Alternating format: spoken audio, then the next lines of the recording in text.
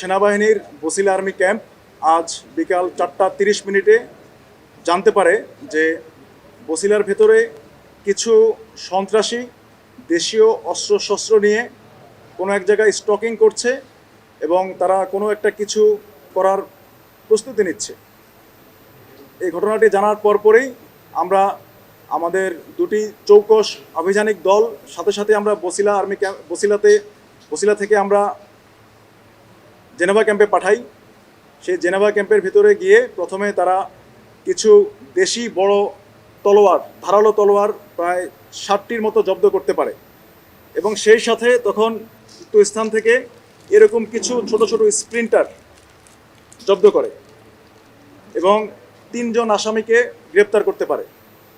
উক্ত 3 জন আসামিকে যখন জেনেভা ক্যাম্প থেকে আমাদের বসিলা আর্মি ক্যাম্পে নিয়ে আসার পরে তখন তাদের কাছে জিজ্ঞাসাবাদে তারা কিছু প্রভাব বিস্তার করার জন্য এবং তাদের কিছু ইন্টারনাল গ্যাং ক্ল্যাশ করার জন্য তারা দেশীয় অস্ত্রগুলো রেখেছে বলে তারা স্বীকার করে।